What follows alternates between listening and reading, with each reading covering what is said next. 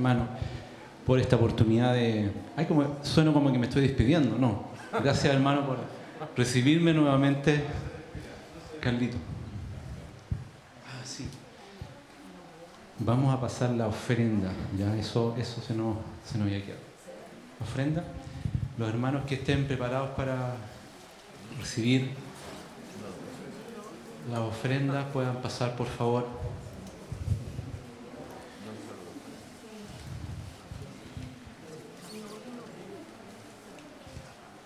Bueno, Señor, queremos agradecerte por tu provisión, la provisión diaria que tú entregas a nuestras vidas, Señor. Gracias porque tú has puesto siempre el pan en nuestra mesa y porque nos has dado más de lo que necesitamos. También podemos compartir con nuestros hermanos. Bendice, Señor, al que da con un corazón alegre, con un corazón sencillo, no importando, Señor, la cantidad, Señor. Yo recuerdo esa palabra cuando esa mujer que echaba apenas 2 moneditas, pero tú viste el corazón, tú viste que ella daba todo lo que ella tenía. Así que agradecemos, Señor, tu provisión, Señor. Si hay algún hermano que tiene también problemas económicos, trabajo, Señor, que tú seas proveyendo ese sustento, Señor, tan necesario para que ese varón, esa persona pueda llegar con alimento a su hogar. En el nombre de Jesús. Y también queremos pedirte por este momento, Señor, esta palabra que tú me has encomendado a compartir a mis hermanos. Te pido que tú seas hablando y podamos nosotros recibir lo que tú tienes para nosotros en esta mañana, Señor. Como ya se ha hablado, una palabra que pueda animarnos, que pueda desafiarnos, que pueda instruirnos, corregirnos, como lo hace tu palabra, pero siempre con mucho amor, con mucha paciencia, como tú eres para con tus hijos. En el nombre de Jesucristo, Señor. Amén. Amén. Bueno, vamos a continuar. Ustedes saben que estamos hace muchas semanas estudiando esta carta de Pablo a los romanos y vamos en el capítulo 10-14. Vamos a empezar ahí, del 10-14 en adelante, hasta un poquito pasado el capítulo 11. Les animo que estén estudiando en sus casas, porque este es una carta que es tremenda. Yo creo que es una carta que nos muestra la realidad en la que nosotros vivimos. ¿Cuál es el plan maravilloso que tiene Dios para con toda la humanidad? ¿Y cuál es nuestra labor ahí, en ese plan maravilloso? Ya, que eso va a ser un poquito la conclusión de esta palabra. Vamos a ir de Romanos 10-14, pero yo quisiera quizás compartir algunos versículos pequeñitos antes de eso, que son de las últimas reuniones que hemos estado escuchando. No pretendo hacer un resumen ni nada. El pastor Nelson hizo un hermoso resumen, no sé si lo leyeron todo y lo recomiendo. Es muy bueno, que lo puso ahí en el WhatsApp. Pero decir quizás algunas cosas. Algunas cosas que hemos estado aprendiendo en esta última semana. Si nos vamos un poquito más atrás al capítulo 9 de Romanos, Pablo comienza, ¿no es cierto?, expresando en ese capítulo una profunda tristeza por su pueblo, ¿no es cierto? Sabíamos que él era israelita, ¿no es cierto?, del pueblo del Señor, del pueblo de Dios, del escogido, y él tenía un profundo pesar, ¿no es cierto? Porque, ¿qué aprendíamos? De que Israel, a pesar de ser un pueblo que tenía el pacto, las promesas, los profetas, la ley, ¿no es cierto?, de la cual ellos se sentían tan orgullosos, ellos lamentablemente rechazaron ese plan maravilloso que fue revelado desde la antigüedad. También vamos a hablar un poco de eso. No es que Israel no haya conocido de este plan de Dios que estaba y que fue manifestado cuando llegó Cristo, ¿no es cierto? Pero Cristo no apareció simplemente como un personaje y que todos se sorprendían, ¿no es cierto?, de dónde salió. Es algo que venía desde la antigüedad profetizado. Y ellos tenían un velo, no vieron a su Mesías, ¿no es cierto? Ellos buscaban la justicia. Y Pablo explica en este capítulo 9 de que no es por ser hijos de Abraham, porque ellos se sentían muy orgullosos de ser hijos de Abraham. Nosotros tenemos a Abraham por padre. Pero Pablo explica que aquí no se trata de ser físicamente descendiente de Abraham. Y que por yo ser hijo de Abraham, decía un judío, automáticamente yo iba a ser, haber sido escogido, ¿no es cierto?, para salvación y ser justo. Si no, nosotros hemos aprendido que esta justicia se alcanza. ¿Por qué se alcanza? Solo por la fe. Por la fe, una fe genuina en Cristo. Y el final del capítulo 9 dice en el verso 30, donde Pablo está haciendo su exposición, y al final concluye: ¿qué pues diremos? En el capítulo 30 el verso 30 del capítulo 9. Que los gentiles que no iban a entrar a la justicia, han alcanzado la justicia. Y aquí explica, es decir, la justicia que es por fe. Mas Israel, que iba tras una ley de justicia, no la alcanzó. ¿Y por qué no la alcanzó? Porque iban tras ella no por fe, sino como por obras de la ley. Entonces eso pasó con el pueblo de Israel. Ellos tenían un fervor quizás por cumplir la ley y creer de que a través de eso ellos iban a alcanzar la justicia delante de Dios, pero no. Pablo les decía: ustedes no cumplen la ley. ¿Quién cumple la ley? Entonces, y ahí empieza toda una exposición de Pablo, ¿no es cierto?, de la condición del ser humano, partiendo desde los gentiles, después revelando que también los judíos no se salvaban de esa condición, a pesar de tener la ley, y de que la única forma de ser justificado delante de Dios era por Cristo, por una fe genuina en Cristo. Entonces, y en otra parte dice que el Señor ha elegido, dice: tendré misericordia del que yo tenga misericordia, y me compadeceré del que yo me compadezca. Así que no depende del que quiere ni del que corre, sino de Dios que tiene misericordia. Y este versículo a mí me llamaba la atención hace un tiempo atrás, y aquí se ha ido explicando que no es que Dios escoja de una forma arbitraria. Yo de ti tengo misericordia y de ti no tengo misericordia. El Señor no opera de esa manera. El Señor siempre, su forma de escoger, Él ha elegido mostrar su misericordia a todos aquellos que voluntariamente se han convencido, han oído este mensaje, lo han creído en su corazón. Me estoy adelantando un poco. Y han confesado a Cristo como su Señor. A esas personas Dios escoge.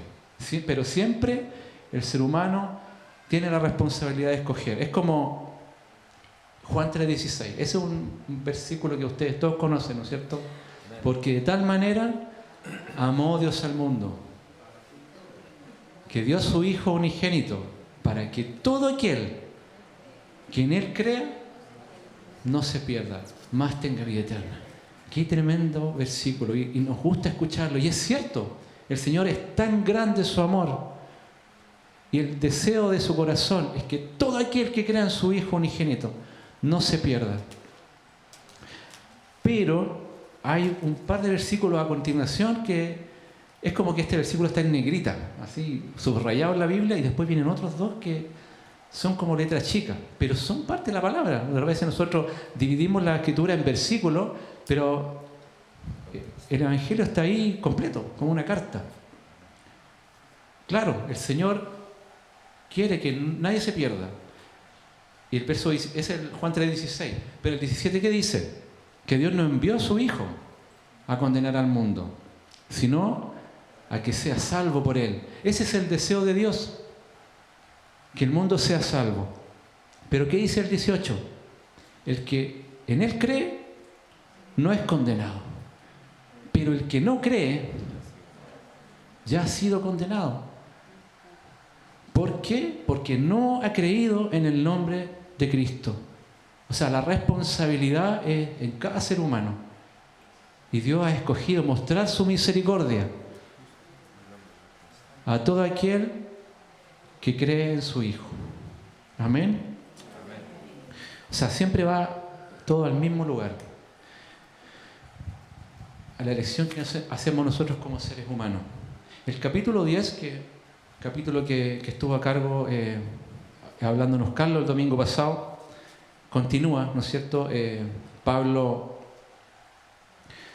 dando testimonio de su pueblo, un pueblo que tiene celo de Dios, pero dice no conforme a ciencia, o sea, tienen un gran entusiasmo por Dios, pero un fervor mal encausado, dice el verso 2, porque dice que ignorando la justicia de Dios y procurando establecer la suya, no se han sujetado a la justicia de Dios.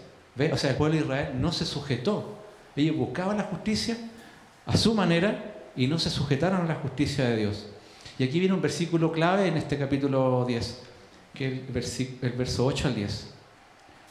Que después de toda esta exposición que está haciendo Pablo, él aquí resume el mensaje concentrado, el evangelio, dice, y esta es la palabra de fe, una palabra de fe, una palabra que se cree, ¿no es cierto?, que predicamos, que si confesares con tu boca que Jesús es el Señor y creyeres en tu corazón que Dios le levantó de los muertos, serás salvo. Porque con el corazón se cree para justicia, pero con la boca se confiesa. Entonces aquí, para salvación. Y que más adelante dice, que no hay diferencia entre judío y griego, pues el mismo que es Señor de todos es rico para con todos los que le invocan. Porque todo aquel que invocar el nombre del Señor será salvo. Ese es el mensaje. Y aquí hay palabras clave. Dice, si creyeres en tu corazón, la palabra, el mensaje que sale de la boca de la persona que está predicando, es un mensaje que llega a nuestros oídos, pero de ahí ese mensaje, si nosotros lo permitimos, llega a nuestro corazón. Lo creemos y ese creerlo se traduce en una confesión. Porque con el corazón, dice, se cree para justicia, pero con la boca se confiesa para salvación. Esa es la primera, yo diría, como actitud de fe. Porque la fe no es solamente aquí adentro. Todos estamos aquí porque algún día alguien nos compartió de Cristo. ¿Sí o no? Quizás te compartió algún vecino, algún compañero de trabajo, quizás, como a mí me pasó, mi mamá me crió de chico en la iglesia, en las bancas, pero todos aquí recibimos esa palabra. Y en algún momento, en la iglesia bautista se llamaba hacer profesión de fe, ¿no? Te explicaban un poco lo mismo que Carlos explicó acá, y yo levanté una vez mi mano y dije, yo quiero servir a Cristo, yo quiero seguirlo a Él.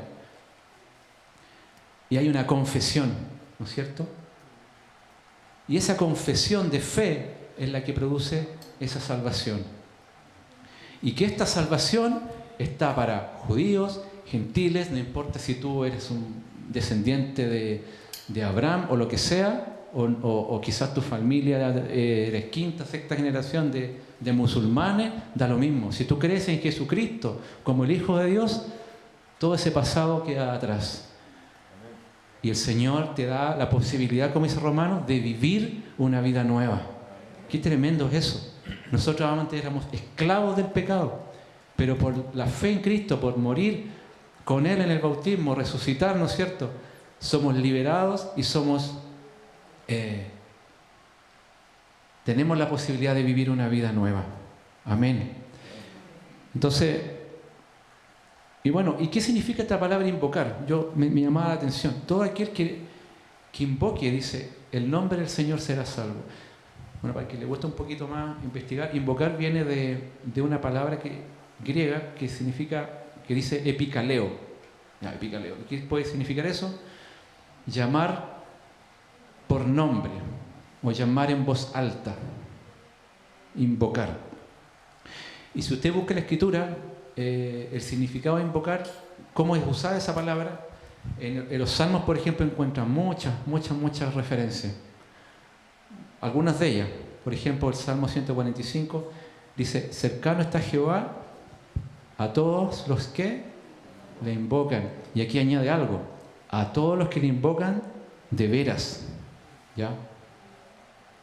Hay otro salmo que dice, Salmo 18:6, en mi angustia invoqué a Jehová y clamé a mi Dios, y Él oyó mi voz desde su templo, y mi clamor llegó delante de Él, a sus oídos. Bueno, tengo más ejemplos, pero la palabra invocar en la Escritura siempre denota algo profundo, algo que no es solamente recita esto y listo. Eso es lo que yo quiero explicar. En Lamentaciones, dice acá el autor, invoqué tu nombre, oh Jehová, desde la cárcel profunda. Jonás cuando estaba, ¿no es cierto?, en el vientre del pez, invoqué en mi angustia a Jehová, y Él me oyó. Desde el seno del Seol clamé, y mi voz oíste. Amén. Entonces, invocar es una palabra que denota, como les decía, una profundidad. De todo corazón. Un clamor por ayuda. Entonces, Pablo viene hablando en todos los capítulos anteriores de cómo es esta cosa, de cómo esta realidad en la que nosotros vivimos. A mí me sobrecogió hace un par de días atrás, vi una noticia que hablaba de toda esta cosa que hay sobre la inteligencia artificial, de cómo todo esto está apuntando a que la humanidad entera sea sometida a una realidad irreal o algo que no es. Y un cierto grupo de personas, su intento es controlar la población del mundo. Y hay predicciones que de aquí a un cierto tiempo, no muchos años más, la inteligencia artificial va a controlarlo todo y va a superar lo que se dice, inclusive la inteligencia humana y etcétera, cosas que ni siquiera a mí me gustaría profundizar. Yo digo, Señor, ven pronto, Señor, ¿qué le puede quedar a los pequeñitos que están recién, quizás dentro de nuestra misma congregación? Hay pequeñitos así, chiquititos, que 30, 40 años más.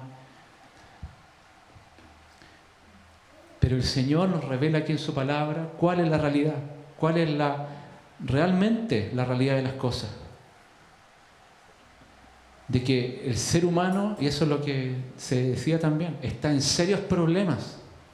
Estamos en serios problemas. La humanidad está en serios problemas. No, y nadie se escapa. No se escapa nadie. ¿Quién de nosotros podría pararse delante de Dios y decir, mira mis obras, mira yo que soy una persona que he estado toda la vida en la iglesia, o yo que soy un buen vecino, o que soy un buen trabajador, pago mis impuestos, etcétera? Entonces, Pablo está hablando quiero conectar eso con el tema de la invocación, porque el Evangelio se tiene que entender así, como algo que es tan tremendo, algo tan chocante, que la gente tiene que entender de que están en un problema. Por lo tanto, la reacción que surge de eso es que ese mensaje que llega, yo lo creo y me lleva a confesar y a invocar a Dios. ¿No le ha pasado a usted eso? A mí, yo, inclusive con este estudio romano, yo me he dado cuenta, Señor, yo te necesito. No puedo vivir solo, sin ti. No puedo dar la batalla contra el pecado por mí mismo. Necesito todos los días, hermano, usted y yo necesitamos todos los días clamar al Señor, invocar su nombre, pero de una forma como, no sé, a lo mejor el hermano aquí se levanta y hace todos los días abdominal, y uno rutinariamente puede hacer ejercicio, tantas rutinas que puede tener, pero esto no debe ser algo rutinario, debe ser algo como lo que te sale a ti desde el fondo de tu corazón. Estamos ya aproximándonos al mensaje de hoy, y que parte en el verso 14. Bueno, dicho todo esto, dicho todo este panorama que está hablando Pablo, ¿cierto? Y de que la salvación viene por confesar a Cristo, Pablo hace unas preguntas aquí. Verso 14. ¿Cómo pues invocarán a aquel en el cual no han creído? ¿Y cómo creerán en aquel de quien no han oído? ¿Y cómo irán sin haber quien les predique? ¿Y cómo predicarán si no fuesen enviados? Como está escrito, cuán hermosos son los pies de los que anuncian la paz, de los que anuncian las buenas nuevas. Y este es un verso que a mí cada vez que yo escucho palabras que tienen que ver con este verso, y con Mateo 28, por ejemplo, que habla, vayan y hagan discípulos a todas las naciones. Me toca. Pero me toca porque a mí me cuesta esta parte. Me cuesta, yo he escuchado personas que dicen, yo voy a comprar pan y le predico al panadero. Voy a la farmacia y le hablé a la persona que estaba atendiendo la farmacia. Estoy en la fila del banco y le hablo al que está atrás mío, al que está adelante, le hablé a la cajera y evangelicé como a 10 personas en una hora que estuve haciendo trámite. A mí no me fluye así. Y yo le pido al Señor que me ayude. Yo sí he tenido conversaciones con colegas, con compañeros, y como que a mí me gusta hacer la conversación, y a veces la conversación es tan trivial, ¿no es cierto?, en el trabajo, como, no sé, ¿qué hiciste el fin de semana? O ¿cómo te gusta hacer el asado? No es que a mí me gusta la carne del cuarto, a mí me gusta... Hay conversaciones que son, pero hay veces que la conversación se torna a cosas más trascendentales, ¿no es cierto? Y ahí, a mí por lo menos me surge más facilidad de eso. Pero sea como fuere, hermanos, hay que compartir este mensaje. Porque aquí Pablo dice, si nosotros entendimos que la salvación viene por confesar a Jesús como Señor, por invocarlo, ¿cómo voy a invocar a alguien de quien yo no he creído primero? Y después dice, ¿cómo voy a creer si yo no he oído el mensaje? Y después dice, ¿cómo voy a oír si no hay un predicador? ¿Y cómo va a predicar esa persona si no son enviados? Yo pregunto, ¿hemos sido enviados? Ese punto está, check. ¿Predicamos la palabra? ¿Cómo está ese? ¿Es un check así tan seguro como el saber de que fuimos enviados? En mi caso a veces no tanto. Lisette, por ejemplo, yo sé que ya podría hablarnos aquí con mucha propiedad de eso, ¿no es cierto? Pero eso no es un llamado de Lisette, y no es un llamado, disculpa que te ponga como ejemplo, no es llamado tampoco a los pastores. Aquí se está haciendo una prédica, pero en unos ratos más aquí ya no va a haber nadie. Y nosotros tenemos una labor de compartir este mensaje. Es como una cadena, ¿no es cierto? Alguien que predica, mensaje que se oye, mensaje que después se cree con el corazón, y después ese mensaje que yo lo creí, lo entendí, me lleva a confesar a Cristo. Este mensaje son buenas noticias. Buenas noticias, ¿sí o no? Por supuesto. ¿Y saben ustedes quién fue en el Nuevo Testamento, uno de los primeros, no sé si será el primero o todos, pero yo creo que es uno de los primeros anunciadores de este mensaje en el Nuevo Testamento? Dice en Lucas 2, pero el ángel les dijo, no temáis, porque aquí os doy buenas nuevas de gran gozo, que será para todo el pueblo, que os ha nacido hoy en la ciudad de David un Salvador, que es Cristo el Señor. ¿Quién fue el que anunció? El primero que anunció el Nuevo Testamento fue un ángel del Señor. Pero después, eso fue como Él lo dejó ahí, ¿no es cierto? Pero ¿quién era ahora el responsable? ¿Son los ángeles? Somos nosotros, los encargados. Como leíamos en Mateo 28, id y predicad a todos, ¿no es cierto? Bautizándoles, lo que acabamos de presenciar acá, y enseñándoles a guardar todo lo que yo les he mandado. Entonces, quería yo primero decirles eso, que tenemos una misión, y oremos para que el Señor nos dé su gracia para compartir, para que nos ponga delante las personas que necesitan escuchar. ¿Usted ha orado esa oración? Yo la he orado. Y le voy a contar un testimonio respecto a eso. Y no esperar. el resultado inmediato que usted pueda ver. Porque puede ser que la persona lo ignore, quizás sea una persona muy cortés y le diga muchas gracias, ¿no es cierto? Puede ser que la persona se enoje y no quiera escuchar y realmente se ponga hasta agresiva con uno. ¿Sabes que este tema no lo hablemos? O puede ser que la persona se sienta tocada por el Señor en ese momento y lo lleve a confesar el nombre del Señor. Pero nosotros no producimos ningún resultado. Nosotros tenemos que descansar en eso. Nuestra labor es esparcir la semilla. El crecimiento lo da el Señor. Yo recuerdo que esto se lo compartí, me parece que a Carlos. Hace poco tiempo atrás, un par de semanas, me levanté con esa oración. Señor, glorifícate de una forma especial a través de mí. A alguien compartirle de Cristo. Y ese día me acuerdo que tenía que ir al médico, ahí a la clínica Indisa, cerquita ahí de trabajaba mi hermano. Y esa clínica está entre 2 metros, entre El Salvador y Pedro Valdivia, está como entre medio. ¿Sí? ¿Conocen ustedes la Indisa? Y yo salgo de la clínica y tenía que tomar el metro, entonces no sabía si irme para allá, a darme la vuelta, llegar a Pedro Valdivia o a Salvador. Y dije, Señor, ¿para dónde voy? Y ya, voy a ir por acá, para tomar el metro por Salvador.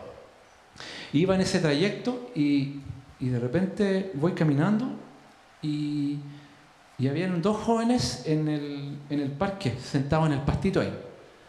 Uno de ellos estaba con el gorro así, tirado, yo no le veía su cara, y el otro también estaba con gorro, con gafas, y me miró y me dijo si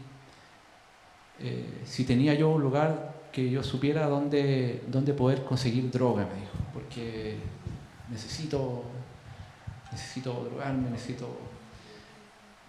no tenía un buen día. De hecho me explicó después de la conversación de que había discutido con su papá que él me dijo que era cristiano, su familia, y tenía así el ojo todo negro. Y bueno, y empezamos una conversación y yo interiormente empecé a orar y dije, Señor, dame palabra, porque yo como que iba apurado y dije, Señor, no. Yo tomé una decisión y dije, Señor. Y lo empecé a compartir y había uno de los chicos que no, como le decía, estaba ahí como sin ninguna reacción, pero el otro chico estaba muy tocado por el Señor y yo empecé a compartirle esto mismo, que él necesita un Salvador, necesita a Cristo.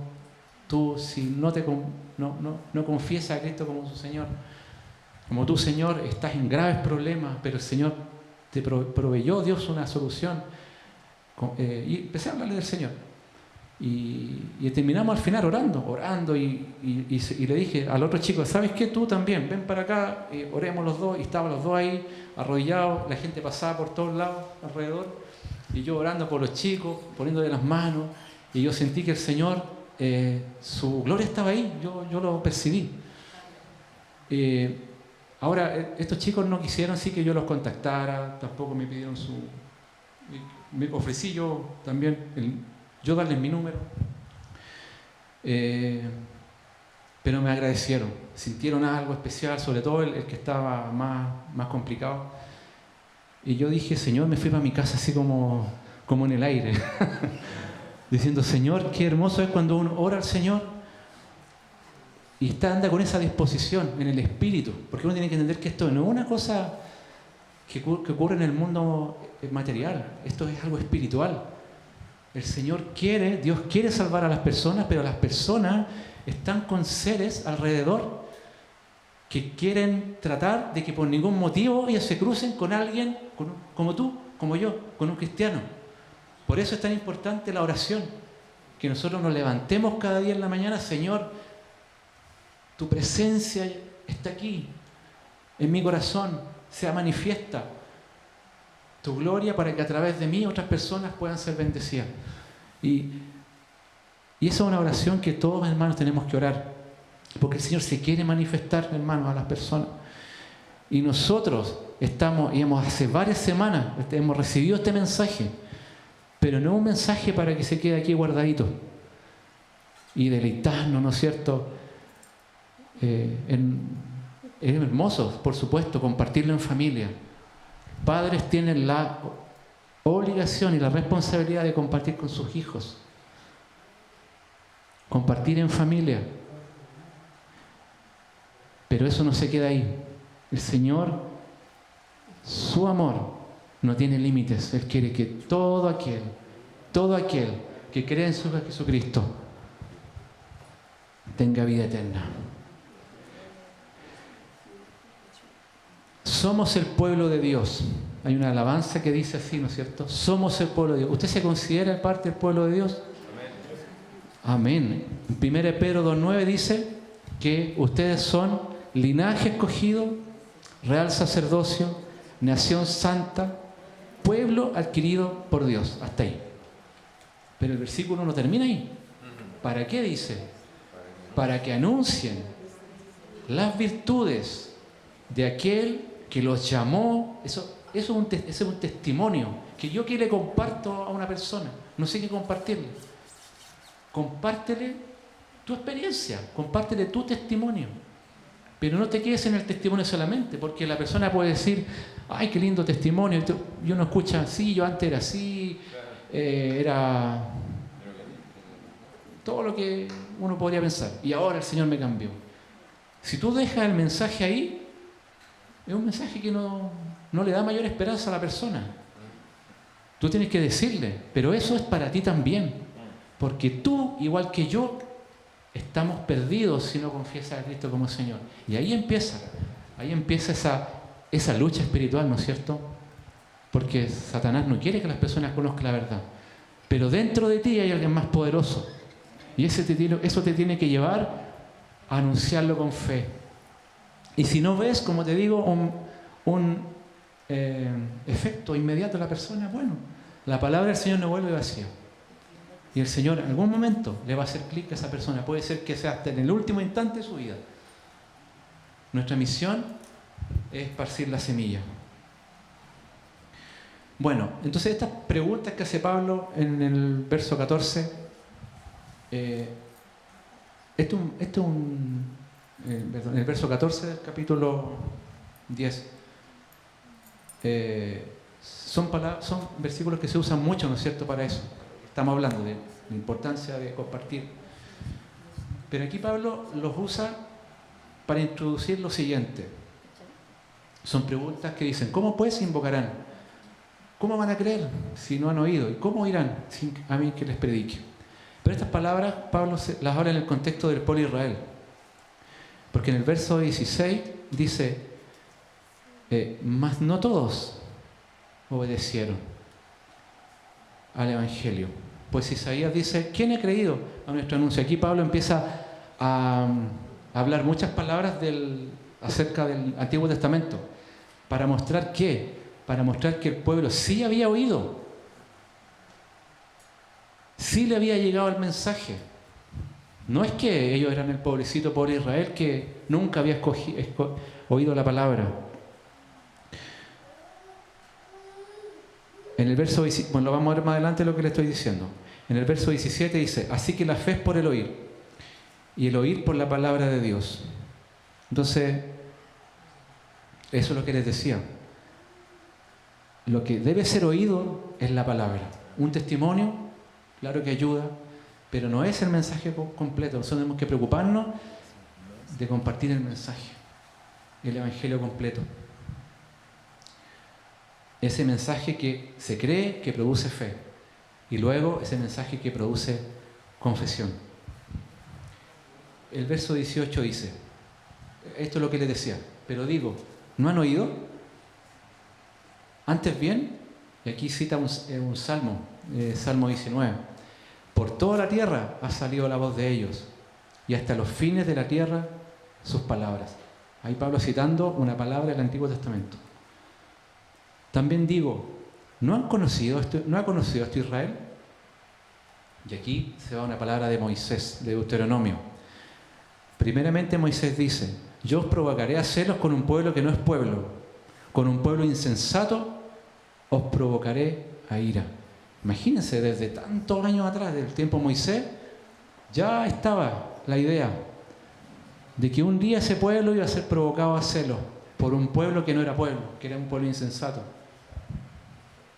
E Isaías dice resueltamente, en el verso 20, fui hallado de los que no me buscaban, me manifesté a los que no preguntaban por mí. Pero acerca de Israel dice, todo el día extendí mis manos a un pueblo rebelde y contradictor. O sea, al pueblo sí le llegó el mensaje, sí lo oyeron, pero trágicamente no lo creyeron. Entonces esa cadena que yo les digo se cortó en esa parte del creer. ¿Cuántos mensajeros hubo? ¿Cuántos profetas?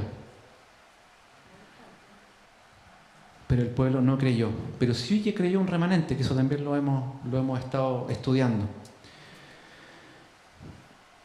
Hay una palabra que está en Hechos 7, que son las últimas palabras que dijo Esteban antes de ser apedreado, que son muy reveladores de lo que venimos diciendo. Hechos 7:51, Esteban le dice ahí a los judíos, duros de cerviz e incircuncisos de corazón y de oídos, vosotros resistís siempre al Espíritu Santo, como vuestros padres. Como vuestros padres, así también ustedes. ¿A cuál de los profetas no persiguieron vuestros padres? Y mataron a los que anunciaron de antemano la venida del justo, de quien ustedes ahora habéis sido entregadores y matadores. Ustedes que recibisteis la ley por disposición de ángeles y no la guardasteis. O sea, ¿qué más claro la actitud del pueblo de Israel? Esteban ahí se las dijo, pero clarita. ¿A cuál de los profetas ustedes no mataron? Y esa actitud de rechazo no se limita hoy en día a Israel. Hoy en día es igual. Hoy en día es como que el Señor está extendiendo sus manos a un mundo que no le quiere escuchar. A muchos no les interesa. Muchas personas saben, ¿no?, que vino un Salvador y que... Pero bueno, eso también está en las otras religiones y no sé dónde lo sacan. Pero la gente sí, mucha gente sí conoce. Pero han cerrado su corazón. Pero nuestra misión es orar. Si tú le has compartido el mensaje a una persona y esa persona no te quiere escuchar, ora al Señor, porque esta es una batalla espiritual. No pienses, no, es que esta persona no tiene caso. El Señor conoce el corazón. No está en tu atribución condenar a nadie. Si el mismo Señor dice, yo no vine a condenar, yo vine a salvar. Y el deseo del corazón del Señor es que todos se salven. El que no acepte, no quiere aceptar, bueno, él ya se ha condenado en su corazón y se ha condenado solito, como diría también la palabra.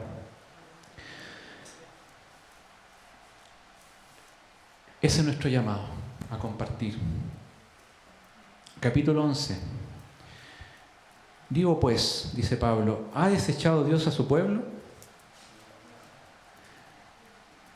En ninguna manera, porque también yo soy israelita, de la descendencia de Abraham, de la tribu de Benjamín. Bueno, aquí sigue hablando Pablo de que lo mismo, de que el Señor no ha desechado a su pueblo. Voy a ir un poquito más rápido. Que el Señor dice en el versículo 5, en este tiempo el Señor ha reservado a un remanente, por gracia. Y en el verso 7 dice que pues lo que buscaba Israel no lo ha alcanzado. ¿No es cierto? Nosotros entendimos que ellos buscaban la justicia, pero no la alcanzaron por buscarla erróneamente a través de la obra de la ley, pero los escogidos sí lo han alcanzado y los demás fueron endurecidos. Pero este endurecimiento, yo al tiro me acuerdo del ejemplo del faraón. Si ustedes se acuerdan cuando el faraón iba... Moisés y Aarón a hablar con el faraón y a decirle que sacaran del pueblo, le diera la autorización para que el pueblo saliera, y ustedes leen ahí y Dios endureció el corazón del faraón. Pero no es que el Señor endurezca el corazón de las personas de forma arbitraria, como también ya lo decíamos más arriba. Porque el faraón ya tenía su corazón endurecido. Si ustedes leen en Éxodo 8:15, pero viendo al faraón que le habían dado reposo, endureció su corazón y no los escuchó, como Jehová los había dicho. El endurecimiento partió primero por él. Y después ustedes leen en el siguiente capítulo, porque el corazón fue muchas veces endurecido. Pero dice, pero Jehová endureció el corazón del faraón y no los oyó, como Jehová lo había dicho a Moisés. Pero el que primero endureció su corazón fue el faraón.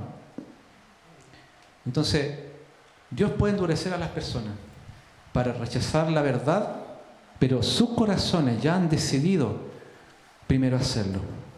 Por eso es lo que tenemos que orar por los corazones de las personas, para que reciban esa palabra, para que sean buena tierra.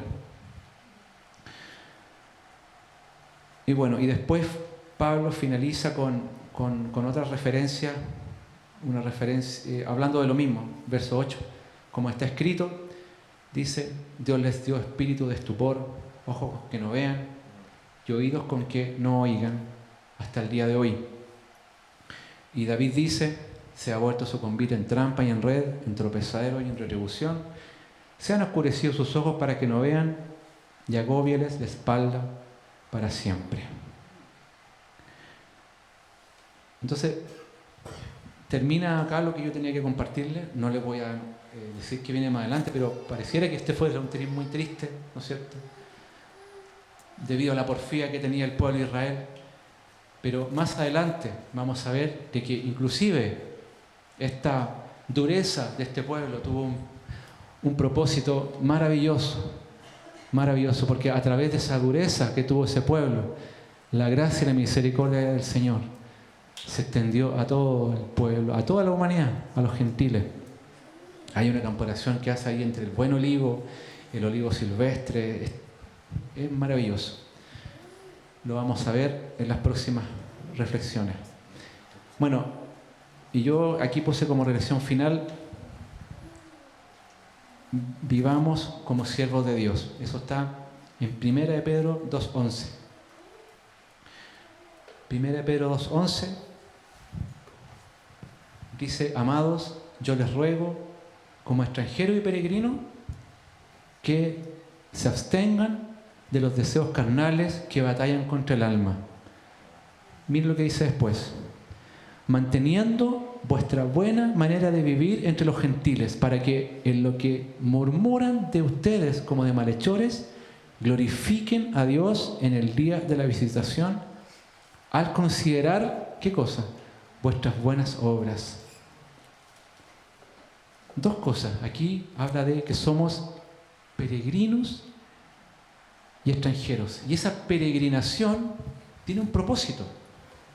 Claro que hay que dar la batalla, ¿no es cierto? La batalla contra el pecado, la batalla interna contra mi propio yo, ¿no es cierto? Contra mi carácter, que es probado de diferentes maneras. Pero eso tiene un propósito. Que glorifiquemos, ¿qué dice ahí?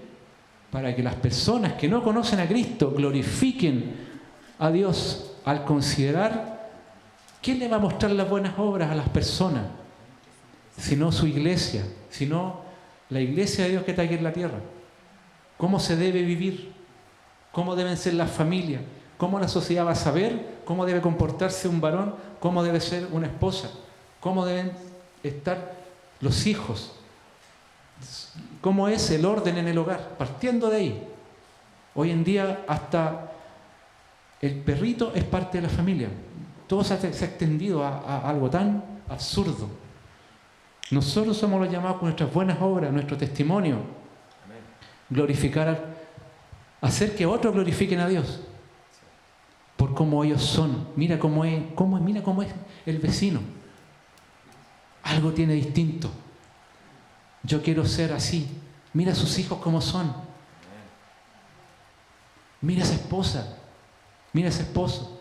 Entonces, y entendamos también de que somos peregrinos. En Ranchillo, yo fui a Ranchillo con la familia y me gustó mucho que un predicador hizo una siguiente analogía.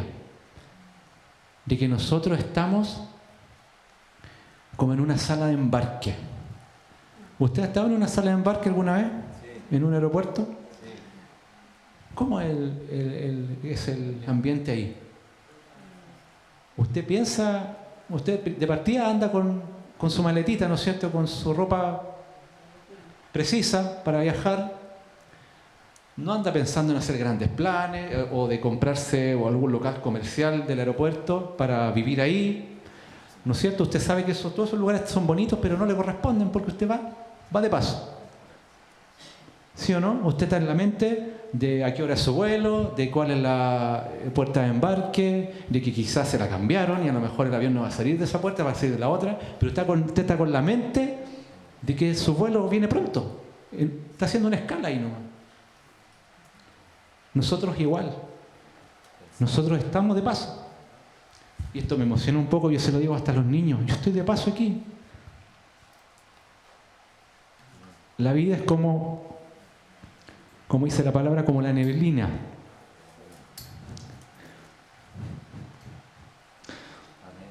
Amén. Gloria al Señor.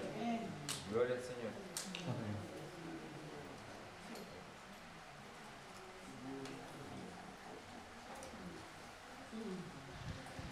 Dejemos un legado en esta tierra que valga la pena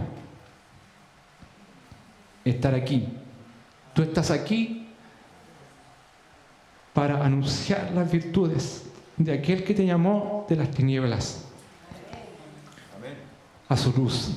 Si no, ya estarías en la gloria del Señor. ¿Para qué el Señor te va a tener sufriendo aquí? El Señor no, yo no le doy a mi hijo nada, ninguna situación por sufrir, para ver a mi hijo sufrir. Dios no es así. Cuando yo veo acá situaciones difíciles de oración por enfermedad, yo digo, Señor, qué difícil cuando hay una partida, cuando hay... Pero la vida es así. No se supone que fuese así, como dice una alabanza. No se supone que fuese así. El Señor creó el mundo perfecto. Pero por nuestra desobediencia estamos en un mundo que es caído. Y a veces nos agarramos tanto en esta vida de que no, hay que oremos por la hermana. Para que está bien, yo no estoy diciendo que las hermanas se mueran o las personas, pero eso es algo natural. En algún momento no va a haber oración que valga. Tú te vas a ir a la tierra si es que el Señor no viene antes. Tu cuerpo. Porque la vida es así. Pero si el Señor nos tiene aquí, es para lo que les decía acá.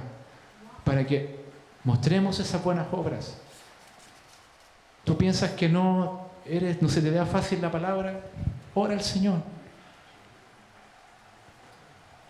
Encomiéndate al Señor, que el Señor va a poner palabras en el momento preciso. Y no solamente es palabra. Preocúpate también de tu testimonio. ¿Cómo es el testimonio en tu hogar? Partiendo de tu familia cercana. ¿Cómo es el testimonio en tu barrio? Eso muchas veces vale mucho más que 1000 palabras. Así es que, hermanos, que el Señor nos ayude. Esa es mi reflexión final. Dediquemos nuestro tiempo. Estamos en una sala de embarque. Amén. El vuelo viene pronto. Amén. Amén. Amén.